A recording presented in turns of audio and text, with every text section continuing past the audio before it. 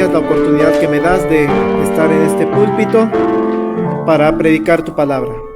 Te pido, Señor, que ilumines a esta iglesia, que nos muestres mensaje de amor, de esperanza, de paz, de soberanía de tu parte hacia esta iglesia. En el nombre de Jesús, amén. Pueden sentarse, hermanos. El día de hoy hemos iniciado este periodo de Adviento, decíamos hace unos instantes, un periodo de tiempo en el que vamos a ir preparando nuestra mente, nuestro espíritu, para recordar la importancia del nacimiento de Jesús, el Hijo de Dios, el Hijo del Dios Altísimo. Y resalto eso porque vamos a predicar después sobre el Hijo del Dios Altísimo. Y el día de hoy predicaremos sobre este descendiente de Abraham, descendiente de David. Y me atrevería a pensar, hermanos, que a algunos de nosotros nos llamó la atención ahorita que el pastor haya escogido esta lectura. Porque muchas de las veces, hermanos, cuando leemos, decimos, vamos a leer la Biblia. Sí, vamos a leer la Biblia. Vamos a empezar desde Mateo. Sí. Y nos encontramos con esta lista de nombres y los pasamos así como, ya, lo que sigue. Vamos a lo bonito, ¿no? Vamos a José y María y los pastores y no ponemos mucha atención en estas genealogías. Y es que al inicio del Evangelio de Mateo, pues nos encontramos toda una serie de nombres, hermanos, que algunos de ellos sí nos resultan conocidos, pero otros, hermanos, ni siquiera sabíamos que existían. Y es más, algunos ni lo sabemos pronunciar, ¿no? Porque de repente sí tienen ahí estructuras en letras medios extrañas. Aunado a este hecho, en nuestro contexto, hermanos, no nos resulta tan importante a veces conocer tan atrás nuestra historia personal, la historia de nuestros antepasados. En el caso personal, por ejemplo, si yo me pongo a pensar en mis antepasados, pues sí llego al nombre de mis padres, sí me sé los nombres de mis 4 abuelos, pero ya de mis 8 bisabuelos ya me cuesta trabajo, y de mis 16 tatarabuelos ya no, y lo que le sigue, ya no me lo sé qué tantos tatas le ponga yo, ¿no? Entonces, no es algo que estemos muy acostumbrados. Capaz que yo tengo ascendencia de algún rey español, ¿no? O tal vez de un rey zapoteca o mexica, creo que es más cercano eso a mí. Pero aunque para nosotros, hermanos, los nombres que refiere el evangelista Mateo, pues pudiera parecer que no nos significan gran importancia, pues porque no son de nuestra línea directa. A mí me interesa mi papá, mi mamá, mis abuelos, mis bisabuelos y hasta donde pueda llegar. Pero hermanos, debemos tener presente cuando leemos la Sagrada Escritura, que en el caso particular de Mateo, Mateo tiene un propósito. Tiene un público al cual le está escribiendo el libro, un público original. Mateo no se imaginó que el pastor Marcos iba a leer su libro 2000 años después. Él escribió a la gente de su tiempo. Y Mateo lo que quiere hacer es presentar la historia de Jesucristo. Quiere presentar a esos lectores iniciales quién era su maestro, quién era Jesús. Y para ello, para el público original del Evangelio de Mateo, a ellos sí les resultaba de suma importancia saber de dónde viene ese personaje que nos presenta Mateo. Saber de qué estirpe es este Jesús que nos quieres presentar.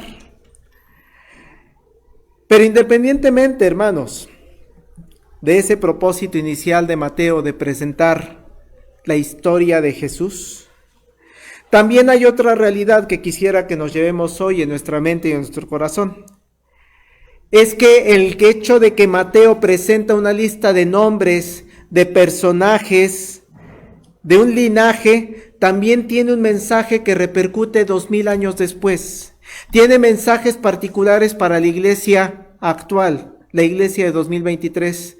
El hecho de leer tantos nombres y que se engendró a fulanito y sutanita, tiene importancia y mensaje de Dios para usted en este periodo de Adviento. ¿Qué enseñanza podría tener esa genealogía? La primera de ellas, hermanos, es que Mateo quiere presentar a sus lectores originales, aunque también nos presenta a usted y a mí, a la iglesia actual, que Jesús, el Mesías, el Cristo, es el cumplimiento de promesas. Principalmente la promesa hecha a un personaje sumamente importante del pueblo de Israel, Abraham, y una promesa hecha a otro de los personajes centrales en la historia de Israel, David. Jesús es el cumplimiento de promesas, y eso lo indica la genealogía. Por eso vean cómo inicia Mateo, capítulo 1, versículo 1. Libro de la genealogía de Jesucristo. Y dice, hijo de David, hijo de Abraham. Es importante resaltar desde un principio del libro de Mateo que él nos va a presentar al cumplimiento de la promesa en David y al cumplimiento de la promesa en Abraham. Las genealogías, hermanos, para una persona judía de la época de Mateo, sí tienen gran importancia, porque es a través de ella que se va a identificar cada una de las personas. De hecho, si pensamos la historia de las genealogías, por ejemplo, en el Antiguo Testamento, vamos a ver que era de suma importancia saber de dónde vienes, porque era la porción de tierra prometida que te iba a tocar.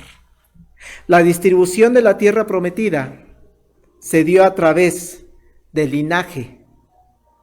¿Quieres un pedacito de tierra prometida? ¿De dónde vienes? ¿De qué tribu perteneces? Porque eso se estableció desde la ley de Moisés. Cuando vemos Antiguo Testamento, por ejemplo, ese libro también lleno de genealogías, Números capítulo 33, en su verso 54, da una indicación: y heredaréis la tierra por sorteo por vuestras familias.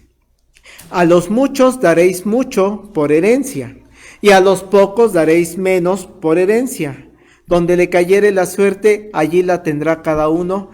Por las tribus de vuestros padres heredaréis. ¿Quieres tierra? Muéstrame de qué tribu perteneces. Porque hay tribus que les va a tocar mucho terreno porque son muy grandes. Hay tribus que les va a tocar menos terreno porque son pequeñitas. O es más, por ahí hay una tribu que ni siquiera les va a tocar tierra.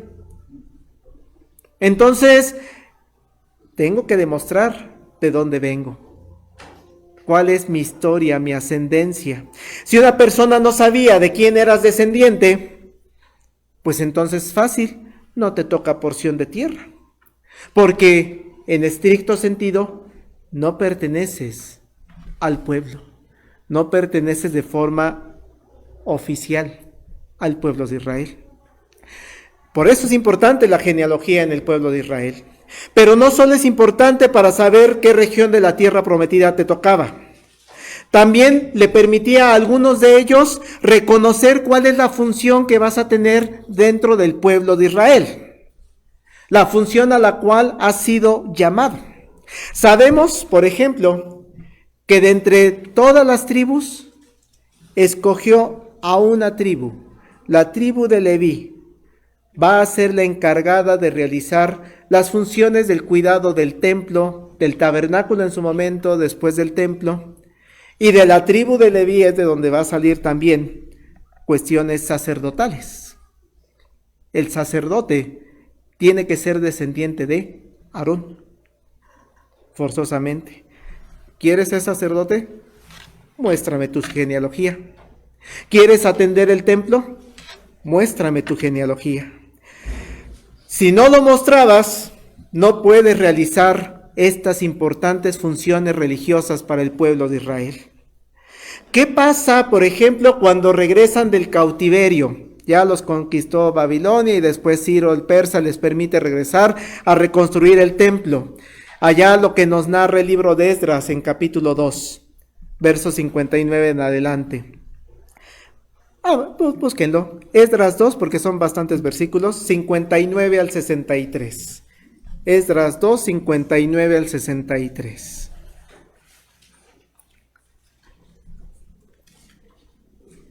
¿Qué pasó en esa ocasión? Dice así el pasaje. Estos fueron los que subieron de Tel-Mela, Tel-Arsa, Kerub, Adán e Imer, que no pudieron demostrar la casa de sus padres ni su linaje, si eran de Israel. Los hijos de Delai, los hijos de Tobías, los hijos de Necoda, 652. Y de los hijos de los sacerdotes, los hijos de Bahía, los hijos de Cos, los hijos de Barzilai, el cual tomó mujer de las hijas de Barzilai Galadita, y fue llamado por el nombre de ellas. Estos, y vean qué interesante, hermanos, buscaron su registro de genealogía y no fallado, y fueron excluidos del sacerdocio. Y el gobernador les dijo que no comiesen de las cosas más santas hasta que hubiese sacerdotes para consultar con Urim y Tumim. Entonces, hermanos, hagan de cuenta que fueron al registro civil, ahí en Arcos de Belén, y no encontraron. No pudieron demostrar. Y entonces, pero es que sí, yo estoy seguro, se lo puedo asegurar. No hay posibilidad de que entres a este trabajo tan específico de ser sacerdote si no me demuestras tu ascendencia. Es por eso, hermanos, con estos dos ejemplos que les acabo de poner, que podemos entender por qué para Mateo resulta de enorme importancia poner la genealogía de Jesús. Poner que Jesús es descendiente de Abraham. Jesús es descendiente directo del pueblo de Israel, porque sí pertenece a ese pueblo. Pero no solo ese es el motivo de Mateo para esta genealogía. También está la situación de que Abraham es poseedor de una promesa, de un pacto que Dios hizo con este personaje y que establece que la descendencia de Abraham, de la descendencia de este personaje, va a llegar bendición para todo el mundo. Esa es la promesa a Abraham. Allá en Génesis 12, si gustan verlos, Génesis 12, versículos 1 al 3, está esa promesa tan famosa para el pueblo de Israel y para nosotros. Pero Jehová, dice el verso 1 del capítulo 12, pero Jehová había dicho a Abraham, vete de tu tierra y de tu parentela y de la casa de tu padre a la tierra que te mostraré, y haré de ti una nación grande, y te bendeciré, y engrandeceré tu nombre, y serás bendición. Bendeciré a los que te bendijeren, y a los que te maldijeren maldeciré, y serán benditas en ti todas las familias de la tierra. De tu descendencia va a ser la bendición para todas las familias de la tierra.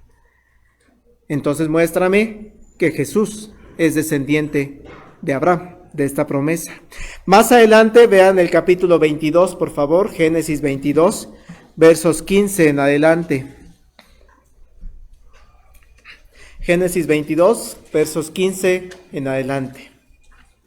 Y llamó el ángel de Jehová a Abraham por segunda vez desde el cielo y dijo, por mí mismo he jurado, dice Jehová, que por cuanto has hecho esto y no me has rehusado tu hijo, tu único hijo, de cierto te bendeciré y multiplicaré tu descendencia, como las estrellas del cielo y como la arena que está a la orilla del mar. Y tu descendencia poseerá las puertas de sus enemigos. En tu simiente serán benditas todas las naciones de la tierra por cuanto obedeciste a mi voz. De un descendiente tuyo van a ser benditas todas las naciones de la tierra.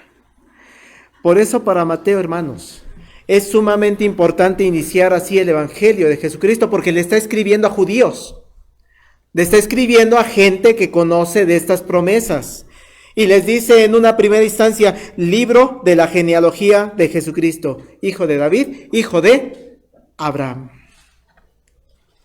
Pero a través de toda esta lista de nombres, no solamente muestra que Jesús es descendiente de Abraham. La otra parte que también busca resaltar Mateo es que se puede observar en Jesús que es descendiente real de la realeza. ¿Por qué? Porque desciende también del otro personaje famoso, del mismo rey David. Y para demostrar, hermanos, hay que ir incluso más atrás de David. Hay que ir, por ejemplo, a las 12 tribus. Génesis 49, ya que tienen abierto Génesis. Génesis 49, versos 8 al 10.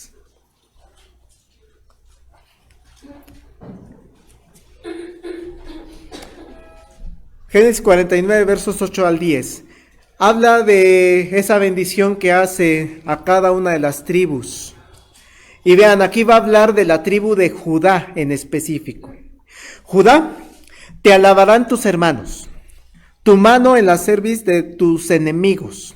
Los hijos de tu padre se inclinarán a ti. Cachorro de león, Judá, de la presa subiste, hijo mío. Se encorvó, se echó como león, así como león viejo. ¿Quién lo despertará? No será quitado el cetro de Judá, ni el legislador de entre sus pies, hasta que venga Silo. A él se congregarán los pueblos. Permítanme leerlo en otra versión, en Nueva Versión Internacional. Creo que es un poquito más claro porque es un poema, es un lenguaje poético. Dice Nueva Versión Internacional: tú, Judá, serás alabado por tus hermanos, dominarás a tus enemigos y tus propios hermanos se postrarán ante ti. Mi hijo Judá es como un cachorro de león que se ha nutrido de la presa. Se agacha como un león, se tiende como una leona. ¿Quién se atreverá a despertarlo? El cetro no se apartará de Judá, ni de entre sus pies el bastón de mando, hasta que llegue el verdadero rey, quien merece la obediencia del pueblo. Podemos ver, hermanos, que en esta promesa ya sale que de Judá va a salir el rey, un rey. Por eso la importancia de que David quede claro que es descendiente de la tribu de Judá. Y así es como lo demuestra el Evangelio de Mateo. ¿Y si es cierto, hermanos? David es descendiente de Judá. Segundo de Samuel 7, vamos a la historia. Segundo de Samuel 7, versículos 12 al 14. Hay una promesa muy importante a David. Y cuando tus días sean cumplidos y duermas con tus padres, yo levantaré después de ti a uno de tu linaje, el cual procederá de tus entrañas, y afirmaré su reino. Él edificará casa en mi nombre, y yo afirmaré para siempre el trono de su reino. Yo le seré el padre, y él me será mi hijo. David es descendiente de Judá. Pero ahora hay una nueva promesa a David. Te voy a dar un rey. De tu descendencia va a venir un rey que podríamos pensar en una primera instancia, pues Salomón, ¿no? Él es el cumplimiento de la promesa. Pero lo que hay que resaltar es el verso 11, hermanos. No, el verso 13. Él edificará casa a mi nombre y yo afirmaré, dice, para siempre el trono de su reino. Salomón murió. Y aquí la promesa es que es para siempre el trono de su reino. Si leemos en la otra versión de Crónicas, esta parte histórica, dice Crónicas 17, primer libro: cuando tus días sean cumplidos para irte con tus padres, levantaré descendencia después de ti a uno de entre tus hijos y afirmaré su reino. Él me edificará casa, ahí podríamos pensar en Salomón, y yo confirmaré su trono eternamente. Ahí es en donde entra la promesa de un Mesías, de un descendiente de David que va a reinar, dice, eternamente. Yo le seré por padre y él me será por hijo, y no quitaré de él mi misericordia como la quité de aquel que fue antes de ti, sino que lo confirmaré en mi casa y en mi reino, y dice, eternamente. Ahí está la promesa de un descendiente de David que va a reinar eterno. Y termina este pasaje: y su trono será firme para siempre. Por eso, hermanos, la importancia en la que inicia el Evangelio de Mateo. Si le está hablando a judíos que conocen perfectamente estas promesas a Abraham, de tu descendencia va a ser benditas todas las naciones de la tierra. Si este pueblo judío conoce las promesas a David de que tú vas a reinar, uno de tus descendientes va a reinar para siempre, cuán importante y cuán hermoso es leer libro de la genealogía de Jesucristo, hijo de David, hijo de Abraham. ¿A poco sí? Léelo. Fulanito engendró y llegamos a David. Fulanito engendró y llegamos a Abraham. Esta, hermanos, es una enseñanza que nos deja Dios a la iglesia actual. Usted y yo creemos y celebramos el nacimiento de Jesús, un personaje que nació hace poco más de 2000 años, pero que entonces podemos reconocer que no es un personaje cualquiera. La Biblia, la palabra de Dios, ha establecido una serie de promesas en el Antiguo Testamento para la salvación de su pueblo a través de promesas dadas a Abraham, promesa dada a David y a su descendencia. Por eso cuando usted y yo leamos libro de la genealogía de Jesucristo, hijo de David, hijo de Abraham, celebramos que Dios cumplió esa promesa en Jesús.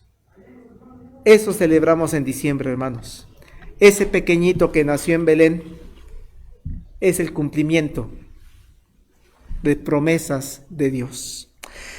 Quisiera resaltar una segunda enseñanza que nos deja el hecho de que Mateo inicia con una genealogía.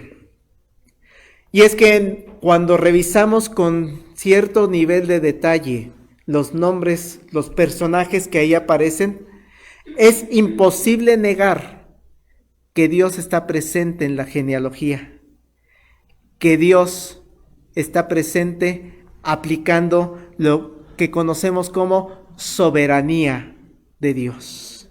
Y recordemos que como iglesia reformada presbiteriana, creer, entender, aceptar la soberanía de Dios es central para nuestras vidas. Es central para todo nuestro sistema doctrinal. Y la genealogía nos deja ver esa soberanía de Dios. ¿Cómo nos damos cuenta que está la soberanía de Dios si son puros nombres aquí, no? Bueno, tenemos que irnos a las partes históricas. Dios es el que va dirigiendo el camino que va a llevar hacia el Mesías. Pero Dios en su soberanía, hermanos, llamó, por ejemplo, a Abraham en una primera instancia. Así que desde donde inicia la genealogía, ya hay una elección de Dios. ¿Por qué llamó a Abraham, hermanos? ¿Algo especial tuvo Abraham? Nada. Dios dijo: tú, Abraham, sal de tu tierra y tu parentela, yo te escojo a ti. ¿Por qué? Soberanía de Dios. De entre los hijos de Jacob, por ejemplo, sí menciona la genealogía que había muchos hijos de Jacob. Sin embargo, de entre todos los hijos, dice: escojo una tribu de donde va a venir el Mesías. Escogió a Judá. ¿Por qué no escogió al primogénito si era la tradición?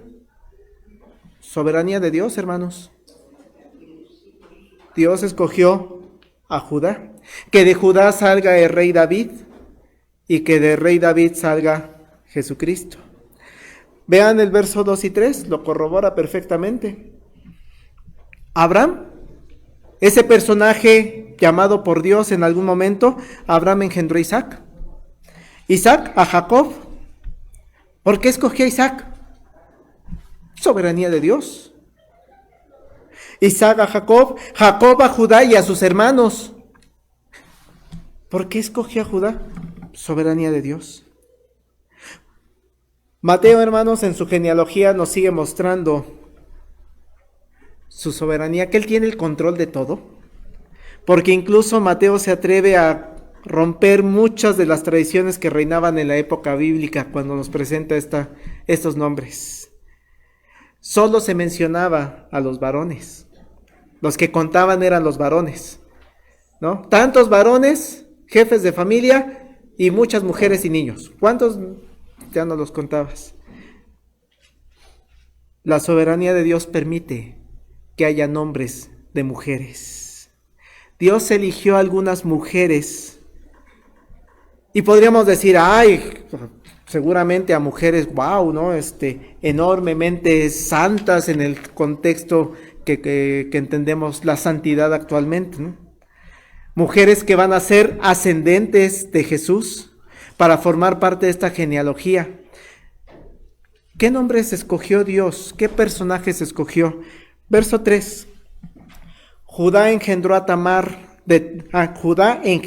Tamar a Fares y a Zara, Fares a Rom, y Rom a Aram. Entonces, primera mujer que menciona, Tamar. No vamos a ver la historia, hermanos. Lo pueden ver en el libro de Génesis. Pero Tamar, a grosso modo, es la nuera de Judá. Y dado que Tamar queda viuda y que Onán se negó a que embarazara a su cuñada y eyaculó fuera de ella, o sea, toda una historia ahí complicada, pero resulta que Judá cumple su promesa de entregarle a su hijo menor, Sela. No cumple la promesa, no es la desposada, y entonces dice Tamar, yo no me puedo quedar sin descendencia. Se viste de prostituta y tiene relaciones sexuales con Judá, su suegro. Y así es como concibió a Fares, de quien va a seguir la genealogía de Jesucristo. Una historia truculenta, ¿no? Pero es soberanía de Dios. Escogió a Tamar, y esa historia que de repente nos cuesta trabajo entender por qué está ahí incrustada en Génesis, explica que Dios tiene control de dónde va a venir el Mesías. Una segunda mujer, hermanos, verso 5 de Mateo. Salmón engendró de Rahab a Boz. Boz engendró de Ruth a Obed, y Obed a Isaí. Aquí hay dos mujeres, empezamos con la primera, Rahab. Una mujer cuya historia viene narrada en el libro de Josué. Y es duro, hermanos, porque es identificada como ramera. Pero Dios en su soberanía escogió a esta mujer para ser ascendente del Mesías. La llama primero para esconder a los espías de Israel. Pero es hermoso, a mí en lo personal me gusta mucho cuando describe cómo ella sí conocía, ya había oído del Dios de los israelitas. Allá en Josué 2 es donde viene esta narración, nada más lo leo muy rápido, Josué 2 verso 1. Josué hijo de Nun envió desde Sittim 2 espías secretamente, diciendo, andad, reconocer la tierra y a Jericó. Y ellos fueron y entraron en casa de una ramera que se llamaba Rahab y posaron allí.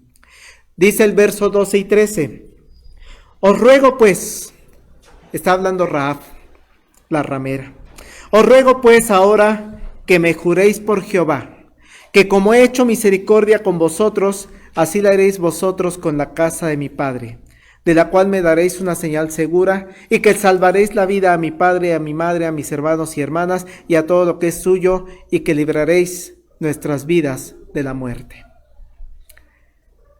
Y Dios las llama, Dios las salva.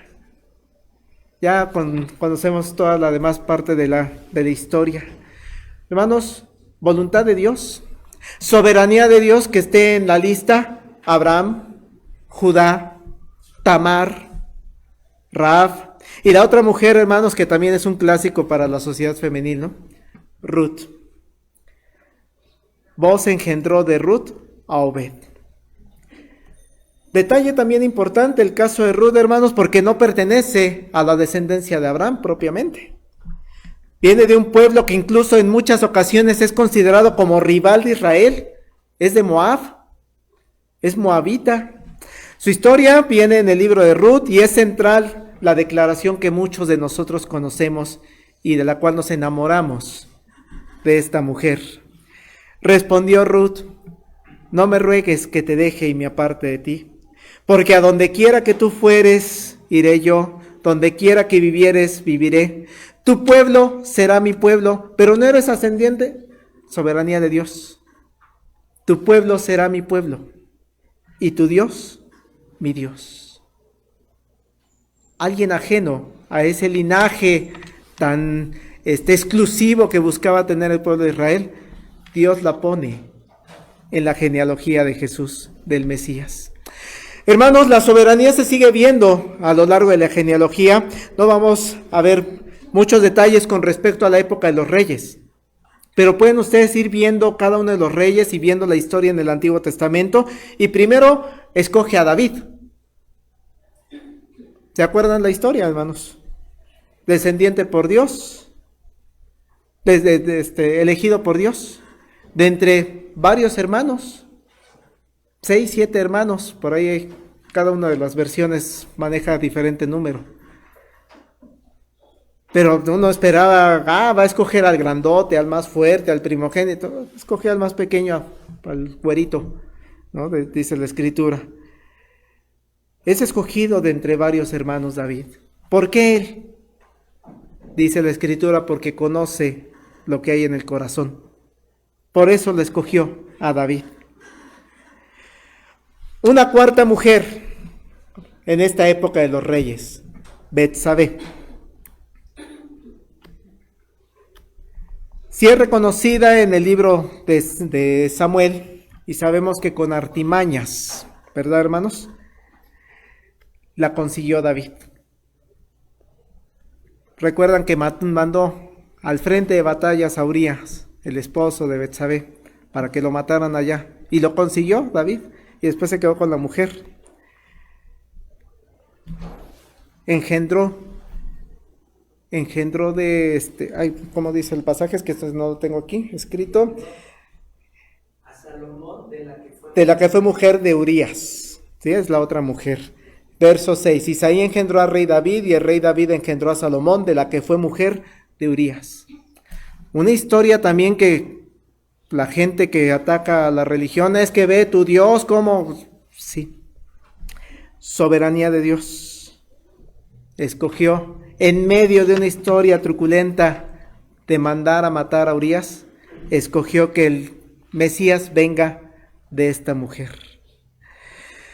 El periodo de los reyes de Judá, muchos de ellos, hermanos, van a vivir alejados de Dios, van a cometer pecados y van a hacer cosas espantosas, hermanos, hasta sacrificios adentro del templo. A ese nivel va a llegar algunos de los reyes. Van a llevar al pueblo a pecar hasta la época en la que llegan los babilonios, destruyen Jerusalén, destruyen Judá y se los llevan cautivos. Soberanía de Dios, porque en medio de una descendencia que podríamos pensar, pues escogí a los mejores, ¿no? Vean los nombres de los reyes, vean sus historias. De lo mejorcito no había. Reyes pecadores, reyes alejados de Dios. Y aún así Dios dice, va a ser por aquí que va a llegar el Mesías. De repente, hay casos de algunos reyes que sí retornan a Dios y que también son mencionados aquí en la genealogía. Ezequías es un rey muy bonito. En el verso 9, Usías engendró a Jotam, Jotam a Acaz y Acaz a Ezequías. Y Ezequías se acerca a Dios. Tiene sus detalles, ya predicamos sobre este personaje hace unos meses. Pero es fiel a Dios en medio de tantos reyes pecadores. Y el otro verso 10, Ezequías engendró a Manasés, Manasés a Amón, Amón a Josías. Aquel rey niño de 8 años que hace las reformas y que encuentra el libro de la ley. Vean, hermanos, cómo la historia para llegar al Señor Jesucristo está lleno de personajes que en el contexto histórico bíblico, hablar de santidad no lo cubrían todo. Y llegamos a la última mujer mencionada por Mateo, verso 16. Jacob engendró a José, marido de María, de la cual nació Jesús, llamado el Cristo. quiero resaltar un detalle en la forma en la que está escrito por Mateo, que es sumamente importante, hermanos. Si recuerdan cómo se leyó el caso de Tamar en el verso 3, dice, Judá engendró de Tamar. ¿Sí? Judá engendró de Tamar. Es decir, participación directa del varón. El hombre, Judá, puso su semilla en la mujer, Tamar, y dio a luz un hijo. Eso es lo que está diciendo Mateo. Pasa lo mismo en el caso de Rahab. Salmón engendró de Rahab. Salmón puso su parte, su semilla, en Rahab para que saliera el hijo. Lo mismo pasa con Booz. Booz engendró de Ruth. Booz puso su semilla. Como dice el evangelista Mateo en el verso 16. Jacob engendró a José, marido de María, de la cual nació Jesús, llamado el Cristo. Si se fijan, no dice que José engendró de María a Jesús. José no puso su semilla. Son detalles que nos permite ver Mateo, resaltando el nacimiento virginal de Jesús. El nacimiento humano, sí, de una mujer, pero sin la participación del varón. Podemos ver entonces que aún en la lista de nombres que pudiera parecernos sin mucho sentido cuando la leemos por primera vez, vamos a encontrar verdades que Mateo le quiere dejar a sus lectores. En un principio a los judíos de su tiempo, y verdades que nos está mostrando Mateo con ese tipo de detalles. Nos está dejando en claro Mateo que Jesús es descendiente de Abraham. Jesús es el cumplimiento del pacto y es también descendiente de David. Con lo que se establece que Jesús es rey, descendiente de un rey. También podemos ver que a lo largo de la historia del pueblo de Israel, Dios ha estado presente en toda esa historia, eligiendo de dónde iba a venir el Mesías. Cómo Dios en esa soberanía ha elegido hombres y mujeres, muchas veces del mismo pueblo de Israel, pero otras ocasiones saliéndose del pueblo de Israel, para que llegara la promesa de Jesucristo, el cumplimiento de la promesa del nacimiento de Jesucristo. Podemos ver en esta genealogía que hay personas llenas con historias de pecado, como en algunos reyes, y en todo ese caminar, cómo Dios restituye a muchos de ellos. Hermanos, con la genealogía vemos que Dios tiene el control de las personas. Dios tiene el control de los tiempos. Dios tiene el control de quién habría de nacer el Mesías. Y eso es lo último que quiere resaltar el evangelista, hermanos. Los tiempos de Dios son perfectos. No es una frase que utilizamos mucho. Los tiempos de Dios son perfectos. Vean el verso 17. De manera que todas las generaciones desde Abraham hasta David son 14. Desde David hasta la deportación a Babilonia 14. Y desde la deportación de Babilonia hasta Cristo 14. Hermanos, la llegada del Mesías en el tiempo establecido por Dios, el que Mateo nos diga 14, 14, 14, sí hay una selección por ahí que hace Mateo de los nombres y los personajes. Pero con este 14, 14, 14 lo que busca reflejar Mateo es, Dios sigue siendo soberano. Los tiempos de Dios son perfectos. Dios ya sabía la línea genealógica del Mesías desde la eternidad. Sabía en qué momento iba a llegar Abraham. Sabía en qué momento iba a llegar David. Sabía en qué momento iba a llegar la deportación a Babilonia. Sabía en qué momento iba a estar María y José. Hermanos, la genealogía de Mateo nos permite ver en claro que Dios sabía perfectamente el cuándo y el dónde ocurrirá su encarnación para la salvación de la humanidad. Me gusta mucho, hermanos, cómo presenta esta sección, Una de los personajes que tuve oportunidad de leer para preparar este sermón. La genealogía que nos presenta Mateo la podemos ver también, entre otros términos, dice este escritor, como la genealogía de la soberanía.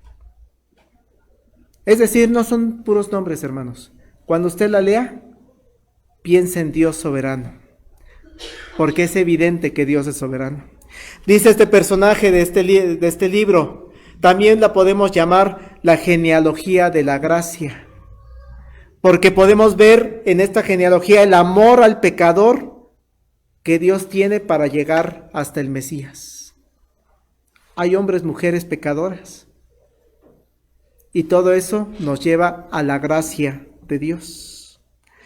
Otro término que utiliza este autor, le podemos llamar la genealogía del encuentro, porque todos estos personajes nos están apuntando a encontrarnos cara a cara con el Salvador, a encontrarnos con el Hijo de Dios.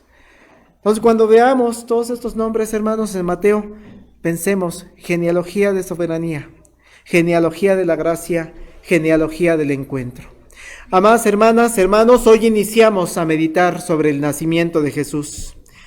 Un pequeño bebé que hace más de 2000 años en una región llamada Belén tuvo la dicha de nacer para nuestra salvación. Su llegada está llena, hermanos, de gloria de Dios. Toda la historia que antecedió para que se manifestara Jesús en la historia impacta la vida de la iglesia actual, impacta la vida de las personas que nos rodean. Así que acerquémonos sin miedo, hermanos, a estos nombres.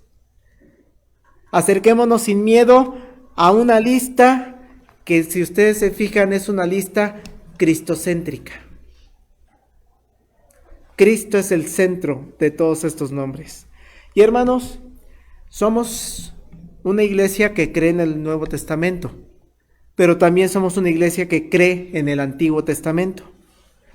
Acerquémonos, veamos cada uno de estos nombres y revise qué ocurrió con cada uno de los personajes ahí mencionados. Y cada que leamos Antiguo Testamento, hermanos, pensemos: el plan perfecto de Dios está en todo el Antiguo Testamento. Los tiempos perfectos de Dios están en todo el Antiguo Testamento. El pacto perfecto de Dios está en el Antiguo Testamento.